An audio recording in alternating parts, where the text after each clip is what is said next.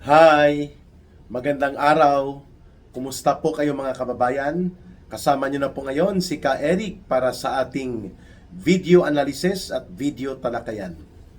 Ngayong araw na ito po ay bibigyan natin ng pansin ang inihayag kamakailan lamang sa kapulungan ng House of Representatives nitong si Congressman Toby Chanco.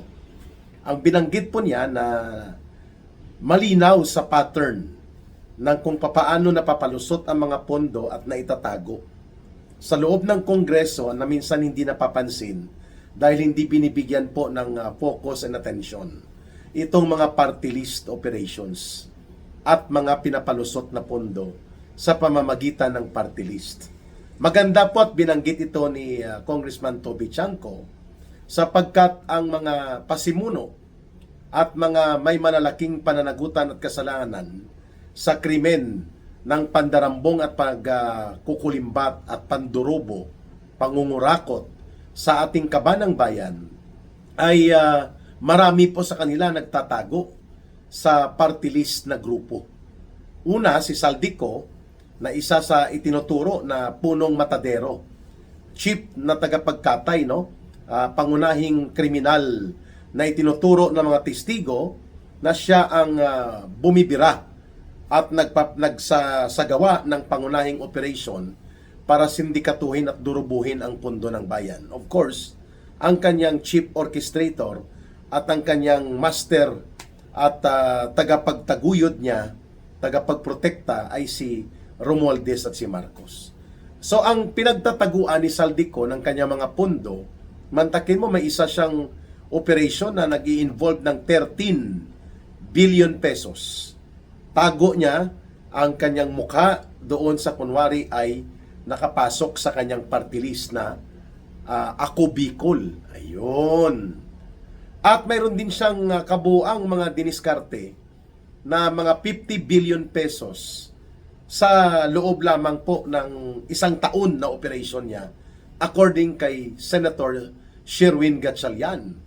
At ito po ay ginamit niya na pamamaraan maliban po na siya ay mayroong mga kontraktor na kumpanya na siya din po ang nagmamay-ari.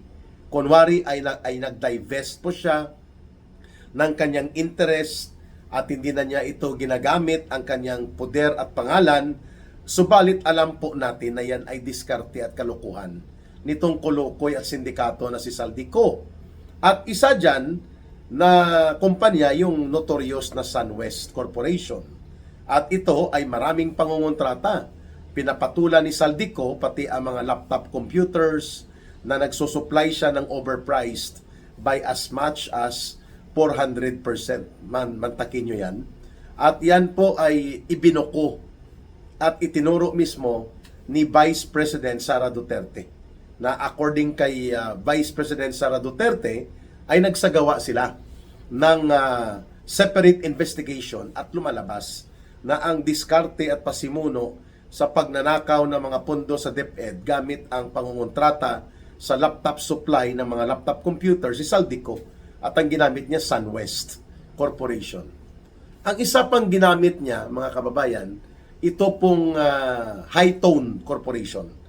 Nangungontrata din ito mula doon sa mga pundo at mga nakakalap na mga diskarte ni Saldico sa loob ng Kongreso gamit ang party list na Ako Bicol. Mayroon nga silang kontrata na ang presyo ng per kilometer should be only around siguro mga dapat nasa 15 million lang, no? Ang presyo ng per kilometer kay Saldico po umaabot ng 300 million per kilometer. Mantakin nyo yan. At yan po ay ibinulgar mismo ng mga taga DPWH na ang pangungontrata ni Saldico ay talagang tiba-tiba ang pagnanakaw at pangungulimbat. At ginagamit niya ang kanyang mga construction group na siya din pong nagmamay-ari at nagkokontrol. And of course, itong Ako Bicol Party List. Pangalawa, yan din po ang ginagamit nitong si Martin Romualdez sapagkat maliban po na siya ay kongresista, diyan sa distrito sa Leyte, sa Tacloban, si Martin Romualdez po at ang kanyang pamilya ay nagmamay-ari din ng isang negosyo na ang pangalan ay Tingog Party List.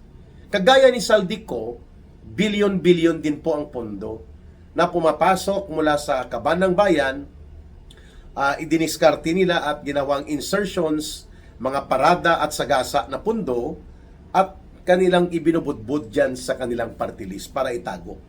So dalawang party list na, no? Ang Tingog Party List ni Martin Romualdez at ang Ako Bicol Party List ni Saldico.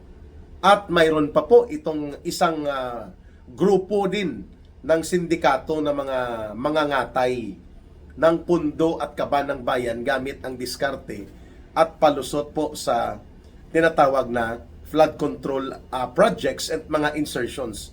Ito po naman ang CWS Party List ni Congressman Garjola na halos po mahigit mga 20 billion pesos ng kanyang kinontrata sa area pa lang ng Bulacan ay halos hawsyaw at siupaw na pangungontrata, kung kaya po lunod sa baha ang maraming bayan at mga barangay sa Bulacan. Yan. So tatlo na yun, ano? Ako Bicol Party List ni Saldico, ang Tingog Sinirangan Party List ni Martin Tambaloslos, at pati po itong CWS Party List ni Garjola. At of course, may tatlong party list pa na notorious din sa pangungulimbat at pagnanakaw sa kaban ng bayan. Ito naman, mas delikado pa ito sapagkat itong magnanakaw at mandarambong na party list, ginagamit nila ang pundo nila para sa pagpupundo sa gawaing terorismo ng CPP, NPA, NDF. At ang aking tinutumbok dito ang tatlong party list na hawak at kontrolado ng communist terrorist group na CPP, NPA, NDF at patuloy na namamayagpag at nangungulimbat dyan sa loob ng Kongreso sa pundo ng ating pamahalaan. Ang una, ang Alliance of Communist Teachers Party List. Ito pong ACT Teachers Party List ay hawak ito ng Communist Party of the Philippines. Gumagalaw ito at lumalangoy sa sektor ng mga pampublikong guro. At ang mga nominado nito at mga umuupo na opisyal ng party list na ito, kagaya ni Franz Castro, nila Antonio Tinio, ay mga aktibong operatiba sa urban operations ng CPP, NPA, NDF. So, ACT Teachers or Alliance of Communist Teachers. Ang pangalawang party list na hawak ng Communist Terrorist Group na CPP, NPA, NDF ay ang Gabriela NPA Lovers Party List. Hindi na po ito nanalo nitong eleksyon 2025, pero dahil sa sindikato ni George Garcia, ni Romualdez at ni Marcos sa COMELEC, nakalusot dahil pinadisqualify po nila ang Duterte Youth Party na nakakuha ng mahigit 2 million votes, hindi nila pinaupo on the ground of technicality. Kaya nga habang walang reversal of decision sa bahagi ng Korte Suprema, hindi po makakapasok at makakakuha ng kanilang nararapat na upuan sa Kongreso na ibinunga ng sindikato na operations ito, kung kaya nakabalik ang Gabriela NPA Lovers Party List. So pangalawa na yon. Ang pangatlong party list ng CPP, NPA, NDF ay ang Kabataan NPA Recruiter Party List. So tatlo, Alliance of Communist Teachers, Gabriela NPA Lover Party List, at saka yung Kabataan NPA Recruiter Party List. Lahat ng ito hawak ng Communist Party of the Philippines. So ang Ako Bicol, Tingog Sinirangan, ang CWS, ang Alliance of Communist Teachers, ang Gabriela NPA Lover Party List, at ang Kabataan NPA Recruiter Party List, iilan lang po ito sa mga sinindikato na party list. At ang malala dyan, ang Tingog Sinirangan na yan, o Tingog Party List, kontrolado yan ni Martin Romualdez at negosyo nila yan. Ganon din po itong Ako Bicol. At marami pa na mga iba pang party list. Sa estimate po ng mga sources of information natin sa Kongreso, hindi po bababa ang kinulimbat na pondo ng party list ng CPP, NPA, NDF every year. Hindi yan bumababa po sa 1 billion na pera ang nakukuha nila. Projects, privileges, mga diskarte sa panunuhol na nagmumula kay na Martin Romualdez at kina Marcos. Mantakin po natin mga kababayan. 1 billion minimum ang average na nakukuha na pundo ng kalaban ng gobyerno, tagapagpabagsak ng ating gobyerno, pumapatay at nangaambush ng sundalo at mga pulis, nanununog ang grupo nila. Sila ang nagtatakip, sila ang nagbibigay ng cover, sila ang nagbibigay ng abogado, sila ang nagbibigay ng propaganda support, sila din ang nagbibigay ng pondo. Gamit ang pera ng pamahalaan, gamit po ang pondo ng mamamayan. Itong tatlong party list na ito. So, mga bata-bata ito. Lahat ni Martin Romualdez at bata-bata ito ni Marcos. Sapagkat ginagamit ito para maging attack dog na parang mga asong ulol upang wasakin, intrigahin at atakihin, siraan ng tunutudo ang Duterte political camp. Particular na si President Rodrigo Duterte at si Vice President Sara Duterte. Kaya, hindi po katakataka na namamayagpag ang mga party list na ito sapagkat si Romualdez mismo negosyo niya party list. Ang Tingog party list. Si Saldico negosyo niya, hindi lang pangungontrata, kundi pati po ang party list na Ako Bicol. At para everybody happy, pati ang mga komunistang teroristang party list po, pinapapunduhan at binibigyan po ng biyaya ni Romualdez, nila Marcos at ng sindikato sa Kongreso, di bali ng dumami ang kanilang armas, magpapatuloy ang kanilang pagbibigay ng allowances, suportang pinansyal sa NPA at pati na sa mga operatiba ng Communist Party of the Philippines, ng National Democratic Front, di bali ng lumakas ang kanilang recruitment at di bali ng lustayin at iwaldas ang pundo ng mamamayan papunta sa mga kalaban ng gobyerno, itong mga party list ng komunistang terorista, basta magagamit lang sila bilang mga attack dogs o mga asong ulol upang magwasak at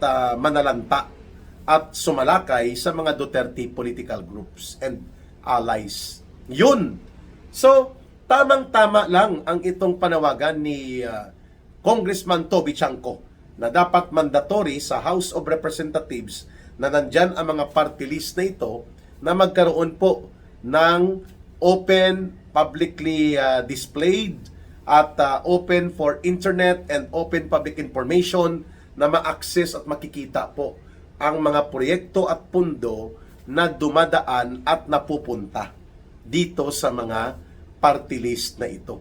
And that must be mandatory.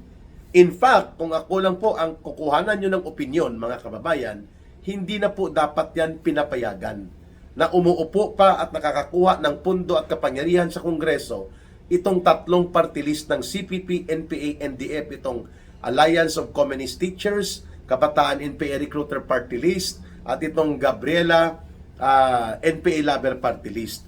Sapagkat ginagamit nila ang pundo sa gobyerno at ang kapangyarihan sa Kongreso upang lalo pang makapag-recover sila sa kanilang organisasyon, mapalakas ang kanilang urban operations and recruitment, mapadami ang kanilang resources, and later on, eventually, mapalakas muli ang kanilang armed terrorism capability sa pamamagitan ng pagpapalakas ng New People's Army.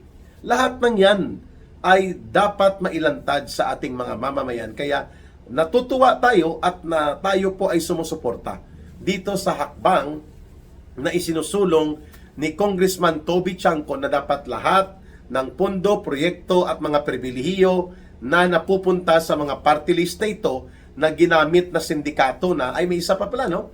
Itong party list ni Jojo Ang na itinuturo ni Mayor Magalong na bahagi po sa mga ngatay ng pundo sa Kongreso at mga nangungontrata para sindikatuhin ang budget. Walang iba itong Wasaag Ilonggo party list ni Jojo Ang, no? Mga kontraktor yan na malalaki sa Visayas also. Kaya timing na timing itong move at panukala ni Congressman Toby Chanco na busisiin, imbestigahan at ilantad ang lahat ng mga pundo na napunta sa mga party list na ito. In fact, kung akong tatanungin po muli mga kababayan, in my based sa aking personal knowledge, no, mga sa loob ng 23 years na nandyan po ang party list na ito ng CPP, NPA, NDF, hindi na po bababa sa mga 15 billion pesos o mahigit pa ang pundo na nakuha nila sa gobyerno gamit ang mga pinalusot na budget at mga pundo na kanilang nakukubra at nakukupo mula sa Kongreso gamit ang party list na cover nila. Kaya parang lumalabas tuloy na ang nagpupundo at patuloy na nagbibigay ng sustenance and financial support sa teroristang grupong nais pabagsakin ng gobyerno na pumapatay at nang-aambush ng mga pulis, sundalo at pumapatay ng sibilyan, nanununog at nang bubomba ay walang iba ang nagpupundo, gobyerno pa mismo. Because we tolerated them to remain as part ng Kongreso gamit ang sindikato na operations nila sa party list. At natuto na rin dyan ang mga kulukoy na kriminal na politiko, ginamit na rin po nila ang party list upang maging backdoor sa kanilang karagdagang poder. Nakakakuha sila ng karagdagang pwesto sa Kongreso, at kapag may pwesto ka sa Kongreso at nagagamit mo ito, like si Martin Romualdez, 3 yata ang pwesto nila sa party list. Siya, party list din, 4. Mantakin mo kung tag 1 billion o mahigit pa na mga multi-billion na mga pundo ang napupunta sa kanila, edi sa isang taon, luging-lugi ang gobyerno, hindi bababa sa 10 billion ang pundo na kayang waldasin, lustayin at gamitin sa diskarte ni Romualdez. Because may party list na siya at nandyan pang asawa niya, nandyan pang anak niya, tarantado at kulukoy, hindi daw siya interesado sa pera ng gobyerno. Bakit nandyan kayo? Asawa mo, anak mo, at itong asong ulol mo na si Asidri, ikaw, 4 kayo, mga kababayan. Kaya nga, gahaman at swapang sa poder, pundo at pera at kapangyarihan. Yan ang mga, ganon din si Marcos. Hindi pa siya kontento, ang anak niya, pinakongresman niya rin. At yun nga, nabubulgar, involved din sa pangungontrata sa flood control projects by the billions of pesos. Kaya tayo ay sumusuporta sa panawagan at mga panukalang ito na isusulong sa Kongreso, naka-open sa billboard o naka-open po sa website at pati sa Government Information Center, at dapat po lantad magkano at ano-ano ang mga proyektong napunta at mga pundong ibinuhos at pinalusot sa mga party list na ito. Uulitin ko po ang mga notorious dyan: Ako Bicol, ni Saldico, Tingog party list ni Martin Romualdez, Alliance of Communist Teachers, Kabataan NPA Recruiter Party List, Gabriela NPA Lover Party List, CWS Party List ni Garjola, at itong Wasaag Ilonggo Party List ni Jojo Ang. At iba ang AXIS nga na involved pa, no? Nung si Eric Yap, pinangalanan na yan dati ni Pangulong Duterte na sindikatong style. Hindi ko sinabing sindikato, ang style sindikato, dahil nagmamaniobra sa mga proyekto na pinagtutubuan at pinagkikitaan ng siya pa ay AXIS at the same time nung naging caretaker siya ng Congressional District sa Benguet Mountain Province na ngayon siya na ang may hawak doon, no? Kontraktor din ito. Kaya sa tingin ko po nararapat itong gawin at napapanahon. And because of that, dapat nga magkaroon din ng AMLAC or anti-money laundering investigation dito sa mga party list na ito, sapagkat ako sigurado ako yung 3 party list na ito na hawak, kontrolado at pinapatakbo at ginagamit ng CPP, NPA, NDF for infiltration of the government at sa pandarambong sa kabanang bayan. Itong CPP, NPA party list na ACT Teachers, na Alliance of Communist Teachers ang kanyang ibig pakahulugan, ang Gabriela NPA Lover Party List, at ang Kabataan NPA Recruiter Party List. Dapat po immediate ang investigation dito ng Anti-Terrorism Council at pati na rin po ng ating Anti-Money Laundering Council, kasi involved ito sa terrorism financing, sa pagpupundo, pagbibili ng armas, pagbibigay ng pera, logistics at iba't ibang suportang pinansyal sa pananatili at patuloy na pananalasa ng communist terrorist group na NPA, na ang nagpapatakbo at nagkokontrol Communist Party of the Philippines din po. Yan. Kaya I hope and we pray as well na talaga pong mailantad na ito so that appropriate agencies of the government pertaining to terrorism financing, pertaining to money laundering, kagaya po ng binanggit ni Ka Eric, ang Anti-Terrorism Council, ang Anti-Money Laundering Council, ang Department of Justice, ay gawan po ito ng hakbang na sila ay mapapanagot, maputol at mapatigil ang kanilang paggamit sa poder at kapangyarihan para mangdurobo at manghuthot ng pundo mula sa kabanang bayan para sa kanilang kapakinabangan at kalukuhan at katarantaduhan to the extent that they are already financing terrorism. Siyempre, ang katarantaduhan at pandarambong, yung mga party list ni Saldico na Ako Bicol, yung party list ni Martin Romualdez na Tingog party list, at itong mga Wasaag Ilonggo party list na ito, pati itong CWS party list ni Garjola. Hindi ko ma-memorize ang iba pa pero it has become a lucrative, isa pong napakamalaking negosyo at naging pamamaraan upang mapalusot at kurakutin ang pundo ang pagkakaroon nitong mga party list na ito. So therefore, it is timely, it is necessary na dapat ay maimbestigahan sila, masampahan ng kaso, matanggal sa Kongreso, at habang hindi pa napaparusahan, ay maibunyag ng todo ang kanilang mga naging pagnanakaw, pangungurakot, diskarte na milyon or bilyon-bilyon na mga pundo ang napunta sa kanila. And that is a very fundamental demand na masimulan na po na ma-address seriously ang matagal na pabayaan na naging backdoor and lucrative business enterprise, at the same time naging operational tool ng mga mandarambong magnanakaw sa gobyerno at mga infiltrators ng mga teroristang grupo, at pati pong party list nila Hontivirus dapat imbestigahan din ito. Si Boy Ngiwi, itong akbayan na hilaw na komunistang party list. Sapagkat yan lahat sila po, pati itong kay Lola Laila de Lima na nakalusot din sila dyan, dapat maimbestigahan ito. Kasi hindi lamang nila winawaldas at sinasayang ang pondo ng bayan, kundi ginagamit pa para wasakin ang ating lipunan at kanila pong gawan ng pagtataksil ang interes at kabutihan ng mamamayan. Sapagkat ginagamit nila ito para sa kanilang political agenda, para sa kanilang pagnanakaw, at para sa kanilang pagsusulong ng hindi ka nais-nais at kontra sa interes ng mamamayang Pilipino na uri ng mga gawain.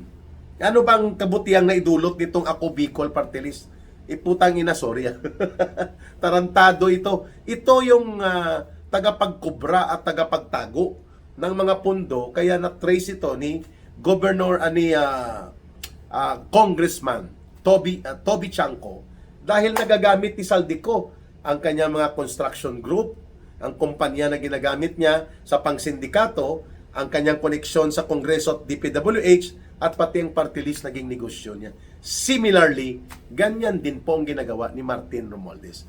At siyempre, damay-damay na. Dahil everybody happy sila, lahat po halos na may mga party list nakakakuha po ng patago, lalim at palihim na mga diskarte upang ang pundo mula sa kabanang bayan, yung maniobra ng pagkatay ng budget, ay nailulusot nila. Ayan.